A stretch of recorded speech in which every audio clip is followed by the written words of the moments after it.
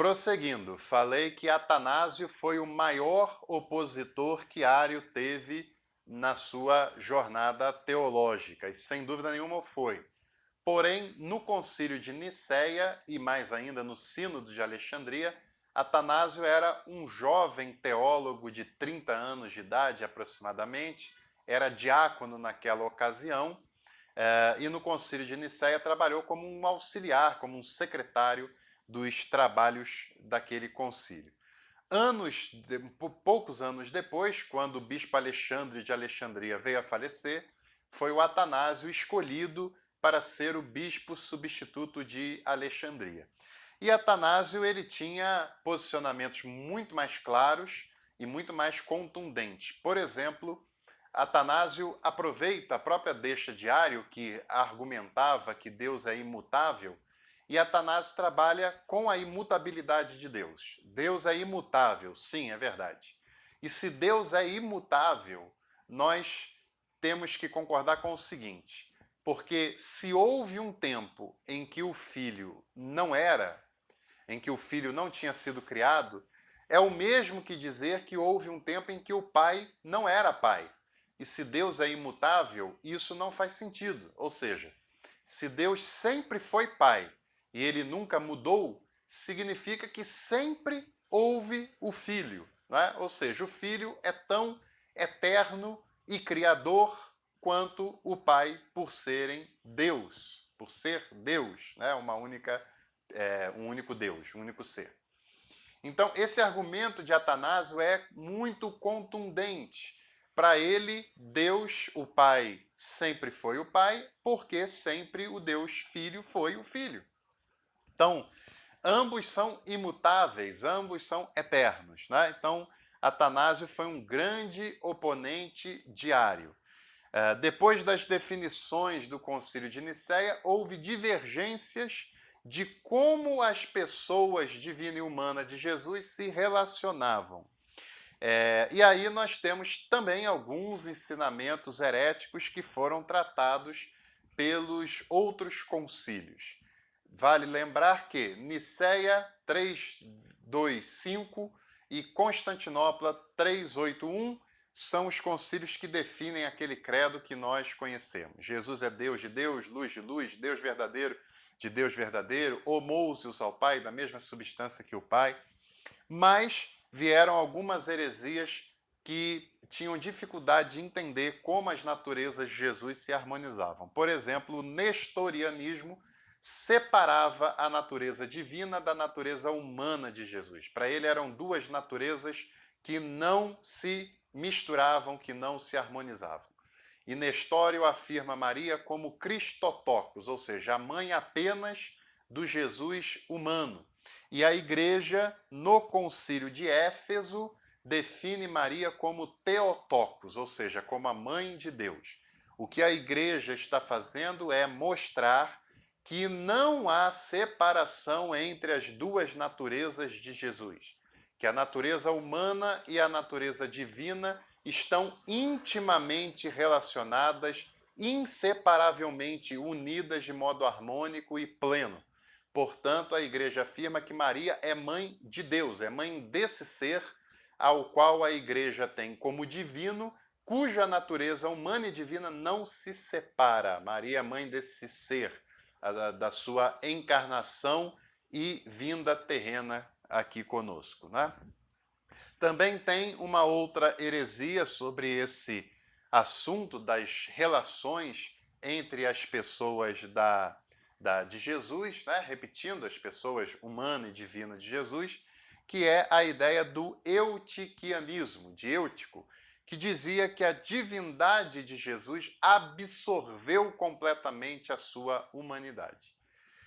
Veja quanto é forte, quanto é clara a presença do dualismo na igreja ainda nesse período.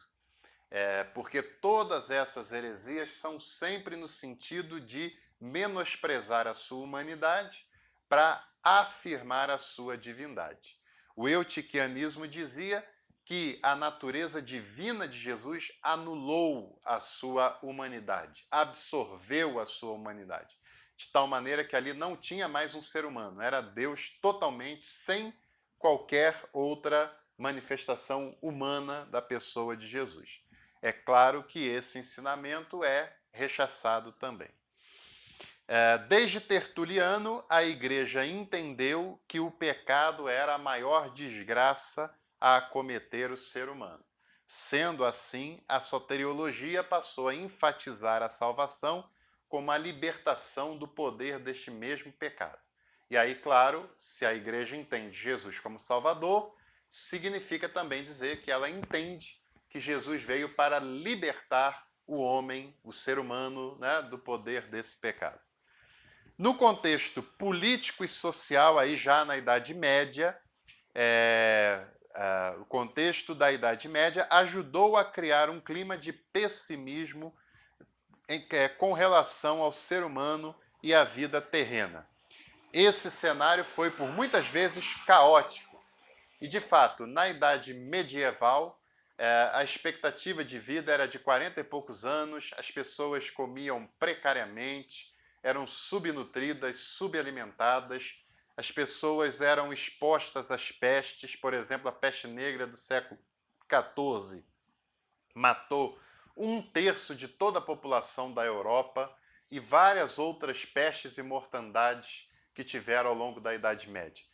A Idade Média convivia muito de perto com um mundo apocalíptico e toda hora ela dizia que Deus já tinha terminado o mundo, que aquele mundo era um mundo pós-fim, né? E a igreja, a humanidade na época medieval, ela cada vez mais despreza a vivência terrena para exaltar um mundo vindouro, porque na existência terrena era tão rápida, tão sofrida e tão triste que não dava nem para ter expectativas quanto a isso, né?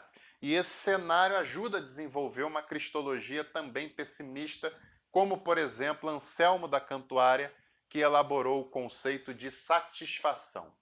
Para ele, com o pecado humano, Deus foi ofendido na sua glória e, portanto, estabeleceu um preço que tem que ser pago para que ele deixe de castigar os seres humanos. Era uma doutrina bastante jurídica, né? E ele entende que Deus foi ofendido e um preço precisava ser pago.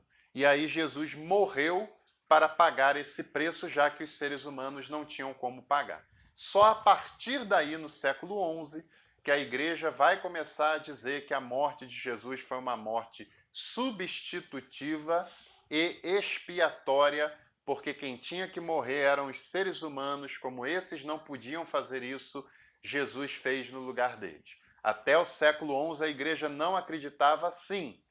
Passou a acreditar no século XI por causa do clima de pessimismo da Idade Medieval, que ajudou Anselmo da Cantuária a elaborar a doutrina da satisfação.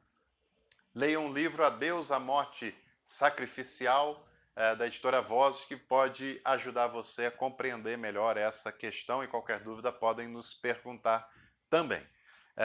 Segundo Anselmo, só quando a pena fosse satisfeita, o ser humano seria novamente restaurado. O pensamento de Anselmo teve forte influência da estrutura jurídica, porque na estrutura jurídica, quem pecou tem que pagar por isso, bem diferente do conceito de graça de Deus que perdoa o pecador. O conceito jurídico entende que quem pecou tem que pagar por isso, né?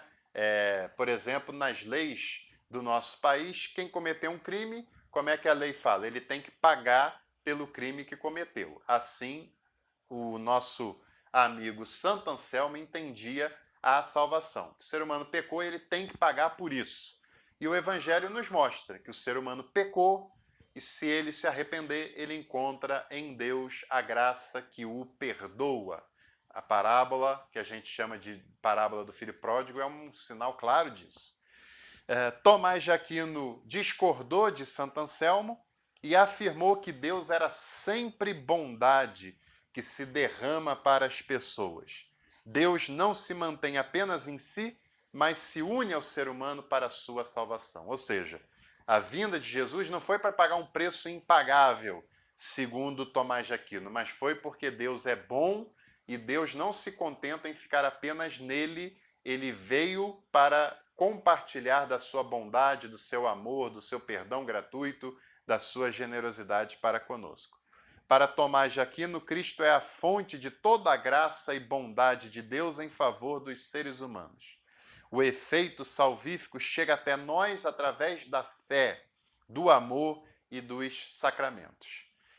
E para a gente encerrar essa parte histórica relacionada à Idade Medieval, semana que vem a gente fala sobre a Idade Moderna, contemporânea e alguns desdobramentos disso.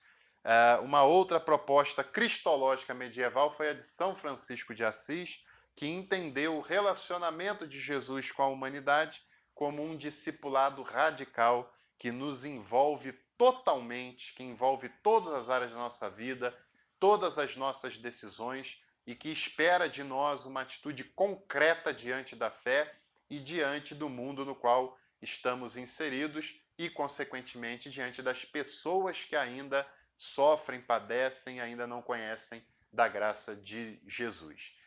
E São Francisco de Assis nos propõe uma vida humilde, simples, o mais harmônico possível com a pessoa de Jesus. Então, por hoje, nós vamos parando por aqui. Qualquer dúvida, vocês certamente podem nos procurar através do fórum, que nós responderemos a vocês. E na próxima semana a gente prossegue na nossa discussão cristológica através da história. Um abraço a todos e todas e até a próxima oportunidade. Que Deus te abençoe.